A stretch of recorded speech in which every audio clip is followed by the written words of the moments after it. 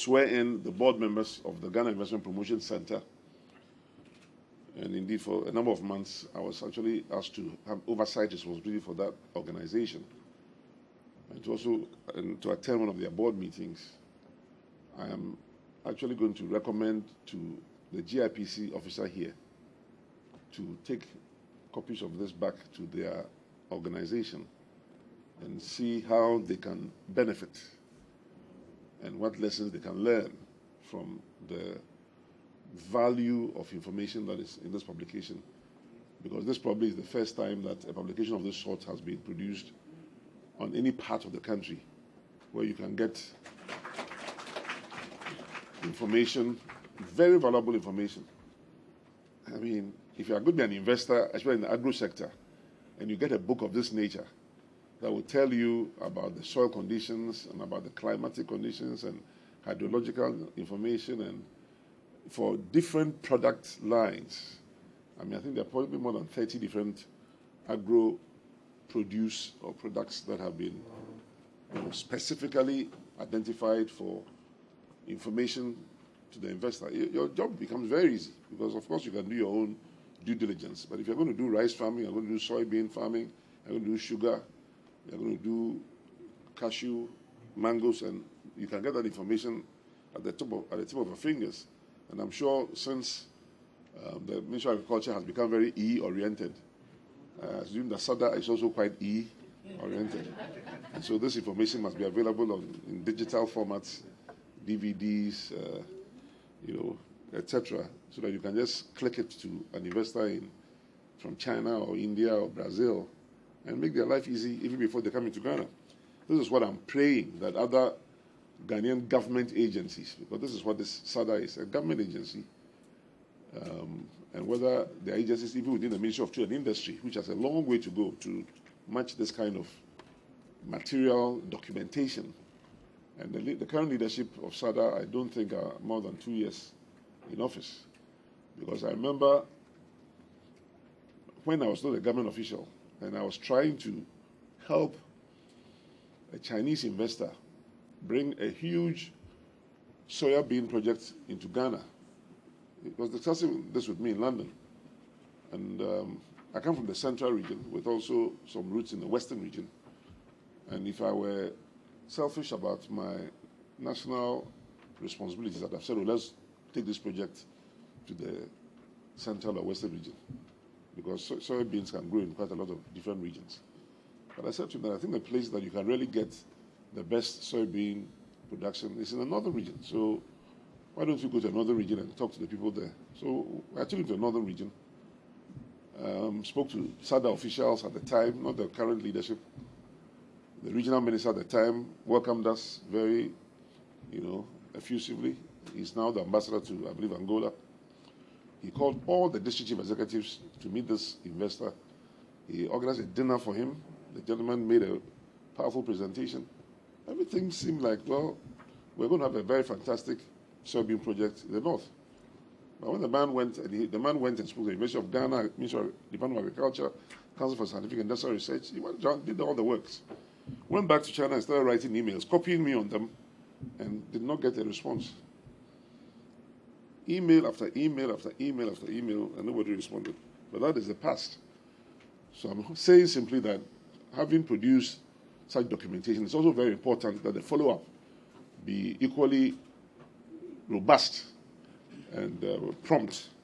And I'm sure that the new and current leadership of SADA will certainly be up to the task of following the investment cycle all the way through from the banquets and the dinners to the actual process of getting projects approved so that the employment that we are all seeking can be actually generated. Now, the Ministry of Trade and Industry, to follow up on the other appropriate, in the past we talk about appropriate technology, APROTECH. Now we're talking about appropriate ministries. So it's APROMIN. So my colleague, APROMIN, Ministry of Agriculture, and now I'm also an APROMIN, Ministry of Trade and Industry. I think for those who don't know enough about the Ministry of Trade and Industry, and sometimes you have to work in a ministry to really appreciate all that a ministry does. I'm sure some of you have heard about the National Board for Small-Scale Industries. And here in the Ministry of Agriculture's presentation, we heard about large-scale agriculture versus small-scale agriculture, commercial agriculture versus non-commercial agriculture. And of course, we also have large-scale industry and small-scale industry. And to the extent that most of our farmers tend to be small-scale farmers, and we don't want to wipe them off the land only to have large-scale commercial farming to usurp their livelihood. It's very important also to emphasize small-scale industry for the small-scale farmers.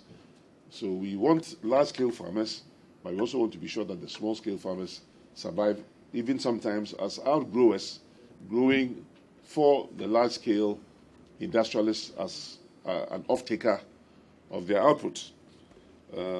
So the National Board for Small-Scale Industries has been around for several decades, and it's an institution that can help individuals. We just heard about writing of business plans, helping them with searching for financing, helping them with decisions on technology, and the entire value chain that allows them to establish small agro-processing alongside their maize farming or their rice shelling or oil palm extraction or soybean processing or shea butter processing, which is now very popular also in the northern sector. But I think all of us also need to remind ourselves that when we talk about the SADA, people might think it's for the 3 northern regions, but there are portions of the northern parts of Brong-Ahafo and I believe Volta region, which are also part of the Savannah zone as currently structured. I'm pleased to also recognize the presence here of the Chief Executive of the Ghana Trade Fair Company, whose organization, I believe, intends to have a trade fair in Tamale, correct, this year, next month, hopefully. And I hope you have brought some literature about that event here. And if you haven't, you want to make a phone call to one of your staff to come and spread your propaganda here, so that while people are here, they can appreciate some flyers and leaflets about the Tamale International Trade Fair. Now, the Ghana Trade Fair Authority, as you know, is here in Accra and traditionally has international trade fairs in Accra. But as a mark of its appreciation of the potential of the northern sector and the Savannah zone for the kind of business and investment opportunities that we are discussing today, they have decided to hold this year's International Trade Fair in Tamale. And I believe that SADA and other institutions that are established in the Savannah and Northern Zone will and should support the Ghana Trade Fair Company to ensure that this trade fair becomes very successful. Because if they're successful, it will go a long way to supporting the kind of initiative that has enabled us to produce this investment guide. So if you produce an investment guide and people are not taking advantage of it, people are not acting on it, people are not using it to establish businesses and industries and use trade shows and trade fairs as a means of also exhibiting products that are available from that sector or from that region, then we have not done the full job. So it's quite coincidental that the Ministry of Trade and Industry and the Ghana Trade Fair Company should have taken this decision to organize a trade fair in Tamale at the same time as SADA itself is making major landmarks by producing a very informative publication of this nature. There's the Rural Enterprises Program, which is also within the Ministry of Trade and Industry, which is supported by the International Fund for Agricultural Development, IFAD, which I believe normally reports to the Ministry of Agriculture,